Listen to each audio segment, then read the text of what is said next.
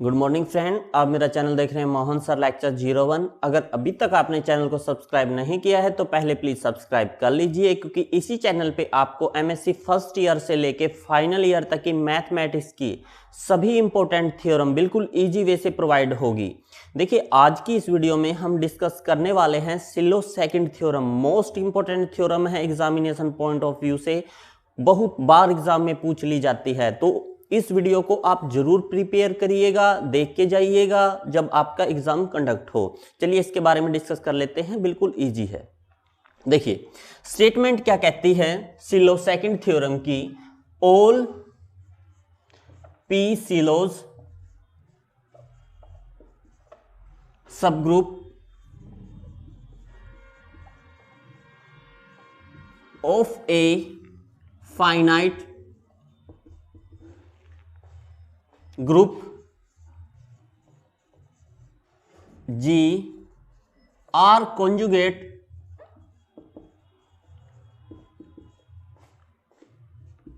in a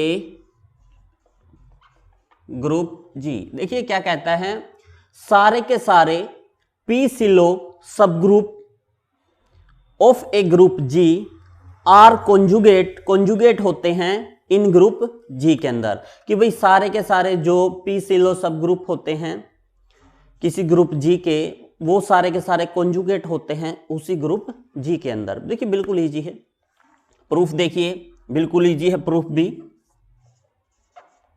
proof हम क्या करेंगे, यहां से 2P सिलो सब ग्रुप ले लेंगे P and Q। Let 2P Sylow subgroup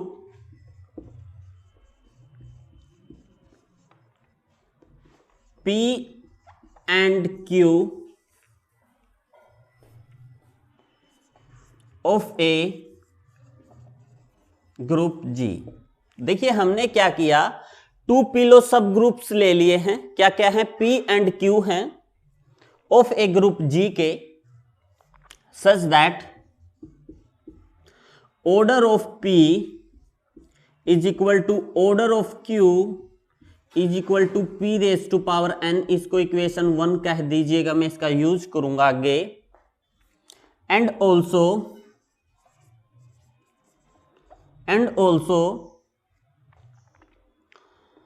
P raise to power n plus 1 is not divisible by order of G। I think so मैं यहां तक आपको समझा पाया। देखिए क्या है, 2 पिलो सब ग्रुप लेते हैं P and Q of a group G के, such that order of Q is equal to P raise to power n and also P raise to power n plus 1 is not divisible by order of G। हम आगे मान के चलेंगे late. देखिए हम यहां पे क्या कहते हैं, हम कहते हैं कि भाई जो P सिलो सब ग्रुप है किसी फाइनाइट ग्रुप G के, वो क्या है, सारे के सारे कॉन्जुगेट हैं उस ग्रुप G के अंदर। बट हम कॉन्ट्राडिक्शन की हेल्प से इसको जो है सोल्व करने वाले हैं। हम यहां पे कहेंगे कि जो P एंड Q, लेट देखिए समझिएगा, लेट P एंड Q ये क्या है अपने 2 Sylows subgroup of a group G are not conjugate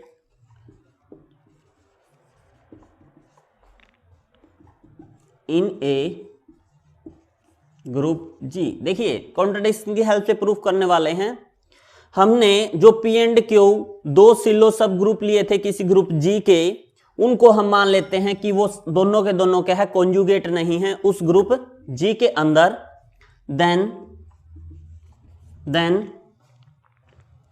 यहां पे अगर वो कॉन्जुगेट नहीं है, जो ये Q होगा is equal to x inverse P x के इक्वल होगा। ये बात हम प्रूफ करेंगे, ठीक है।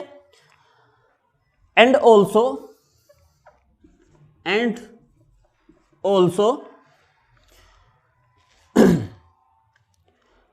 जो आपका यहां से Q is equal to x inverse P x होगा, यहां से order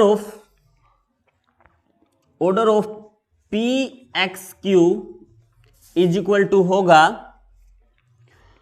order of P by order of Q upon order of x inverse P x का intersection Q। I think so मैं यहां तक आपको समझा पाया। देखिए P एंड Q जो दो सिलो सब ग्रुप लिए हैं किसी ग्रुप G के, अगर वो कॉन्जुगेट नहीं हैं उस ग्रुप G के अंदर, then Q is equal to x inverse P x होगा, and also order of P x Q is equal to order of Q by order of x inverse P x का intersection Q के साथ, and जो ये आपका denominator है, देखिए ये वाला क्या है, order of x inverse P x का इंटरसेक्शन Q के साथ इज ए सब ग्रुप ऑफ Q। ये क्या है, सब ग्रुप है Q का। देन अगर ये order of x inverse P x का इंटरसेक्शन क्या हो, सब ग्रुप है Q का, then order of x inverse P x का इंटरसेक्शन Q के साथ is equal to P raise to power M होगा, वेयर जो M है इससे greater than equal to N होगा। आई थिंक सो मैं यहां तक आपको समझा पाया। देखिए इस स्टेटमेंट का भी मैं यूज करूंगा। अब मैं आपको समझा देता हूं कि भाई इसको कैसे आप मानेंगे और कैसे करेंगे। देखिए सबसे पहले हम कॉन्ट्राडिक्शन की हेल्प से प्रूफ करने वाले हैं। सबसे पहले हमने क्या किया, यहां पे दो पी सिलो सब ग्रुप लिए हैं P एंड Q। किस प्रकार लिए हैं कि भाई order of P is equal to order of Q is equal to P raise to power N है।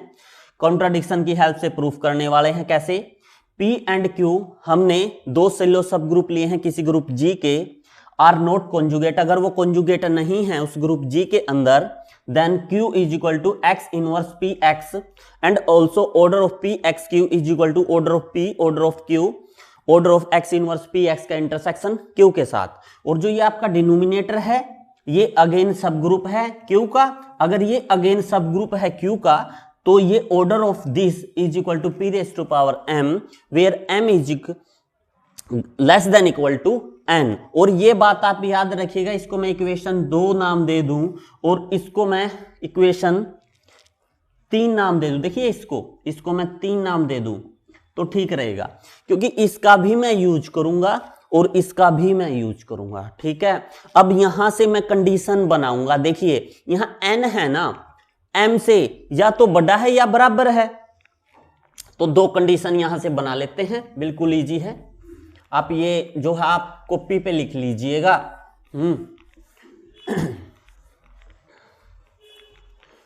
देखिए बिल्कुल इजी थ्योरम है, तो आपको एक काम करना है, मेरे चैनल को ज्यादा से ज्यादा शेयर करते रहिए भाई, क्योंकि यहीं पे आपको इंपॉर्टेंट थ्योरम मिलेंगी।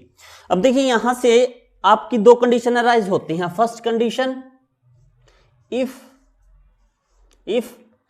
M is equal to N, and second condition, देखिए यहां से लेता हूं मैं, M is less than N। देखिए ये दो कंडीशन अराइज होती हैं।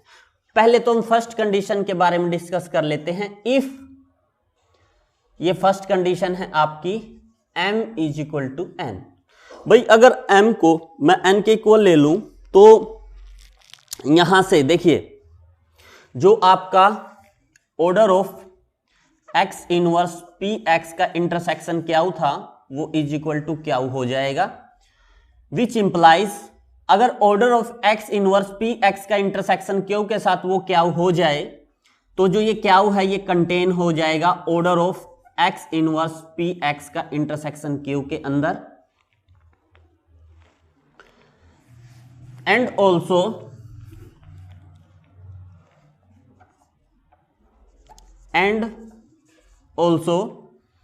Order of x inverse P x is equal to order of P is equal to order of q, then या फिर which implies q is equal to x inverse P x. देखिए ये मानना था, ये यहां से हमने जो है फर्स्ट से प्रूफ कर दिया कि भाई यहां से q is equal to x inverse P x होगा। कब होगा? जब m is equal to n होगा। आई थिंक सो मैं यहां तक ये स्टेप आपको समझा पाया। दोबारा देख लीजिए, अगर m is equal to n है then order of x inverse p x का इंटरसेक्शन क्यू के साथ क्यू होगा। अगर ये ऐसा हो जाए तो क्यू इसके अंदर कंटेन हो जाएगा। अगर क्यू इस order of x inverse p x intersection q के अंदर कंटेन हो जाए तो order of x inverse p x is equal to order of p order of q होगा। अगर ये तीनों इक्वल हो जाएं then q is equal to x inverse p x के इक्वल होगा। अब सेकंड कंडीशन, ये आई थिंक सो मैं आपको समझा पाया। अब सेकंड कंडीशन देखिए, ये सेकंड कंडीशन है कि भाई m कंटेन करे n के अंदर। भाई m अगर n के अंदर करे तो देखिए यहां से आपको पता है कि भाई ऑर्डर ऑफ, जो इक्वेशन नंबर 3 ली थी हमने, order of x inverse p x का intersection q is equal to p raise to power m होगा।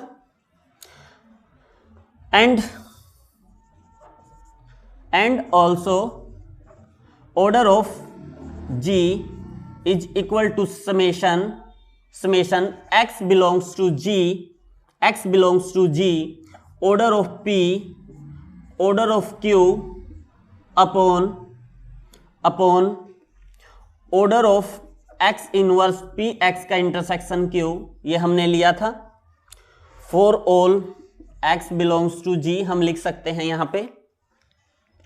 अब देखिए, अब ये प्रूफ होने के कगार पे है, ये सेकंड है, ये स्टेप होता है, ये जो आपका जो है थ्योरम है सिलो सेकंड थ्योरम, ये प्रूफ हो जाएगी।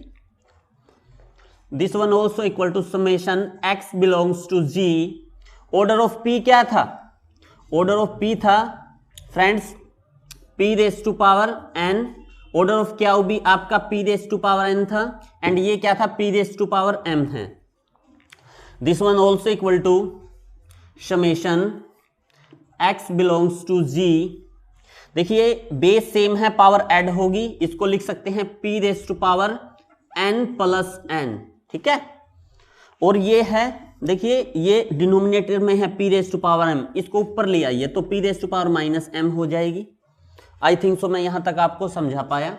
This one also equal to summation x belongs to g। अब ये n प्लस n है, इसमें एक n जोड़ दीजिए, एक n घटा दीजिए। किस प्रकार? p raise to power n plus 1 minus 1 plus n। अब देखिए ये m है, अब फिर बेस सेम है, ये भी यहां पे इसके साथ आ जाएगा पावर के साथ, ठीक है। यहां तक मैं आपको समझा पाया। मैं यहां से रिमूव कर देता हूं इसको। देखिए आगे देखिए इस स्टेप से, this one also equal to summation x belongs to g। अब इसको तो एक ले लीजिए, p raise to power n plus 1 को, p raise to power n plus 1 को तो एक लिया। अब इसको मैं ऐसे भी लिख सकता हूं p raise to power n minus m minus 1। देखिए बेस सेम है, पावर दोबारा से ऐड हो सकती है, कोई बात नहीं, ऐसे लिख सकते हैं इसको। This one also equal to summation x belongs to g p raise to power n plus 1, और इस पूरे को मैं g मान लेता हूं, where g is equal to p raise to power n minus m minus 1। This one also equal to order of g and order of g। देखिए जब प्रूफ कर रहे थे तो फर्स्ट स्टेप में मैंने लिखा था कि भाई p raise to power n plus 1 is not divisible by order of g, मैंने ये लिखा था। बट यहां से देखिए आप, ये तो यहां पे 1 हो जाए क्योंकि मल्टीप्लाई में 1 लिख सकते हैं। Summation x belongs to g p raise to power n plus 1 g upon order of g। देखिए ये तो कॉन्ट्राडिक्शन हो गई कि भाई इसको नोमिनेटर को डिनोमिनेटर से डिवाइड किया तो अपना आंसर क्या आया? 1 आया। बट हम तो ये मान के चले थे, तो लिखेंगे ओवर जो पोजीशन है इज ए रॉन्ग। सो यहां पे लिख भी सकते हैं। And and we know that ये वाली कंडीशन लिख दीजिए, p⁻n+1 is not divisible by order of g, so our position is wrong. ठीक है, हमारी पोजीशन रॉन्ग हो गई, सो इसलिए all p Sylow subgroup in a finite group G are conjugate in a group G. देखिए बिल्कुल easy सी theorem थी, कुछ नहीं था, दो स्टेप थे, एक में m = n लिया, दूसरी में क्या लिया है, n is greater than m, condition से उसको प्रूफ कर दिया कॉन्ट्राडिक्शन की हेल्प से। देखिए फ्रेंड्स, अगर आपको थ्योरम समझ में आई है तो मेरे चैनल को आप प्लीज लाइक से सब्सक्राइब जरूर करिएगा, क्योंकि देखिए आपके लिए इतनी मेहनत कर रहे हैं हम, तो आपका भी एक दायित्व बनता है, आप चैनल को ज्यादा से ज्यादा जितने भी एमएससी के आपके ग्रुप्स हैं, फेसबुक के अकाउंट हैं, उन पे आप मेरे चैनल को शेयर करिए और अच्छे से अच्छी थ्योरम लीजिए। इसके बाद मैं यहाँ पे लिंक दे दूंगा सिलो फर्स्ट थ्योरम का, और जब मैं थर्ड थ्योरम बहुत जल्दी ही अपलोड कर दूंगा, वो भी बिल्कुल इजी वे से कर दूंगा और आपका हाफ क्वेश्चन यहाँ से फ्रेंड्स जो है अटेम्प्ट हो जाएगा। तो बने रहिए मेरे साथ। मेरे चैनल का नाम है Mohan sir lecture 01। Thanks for watching my channel. Thanks again.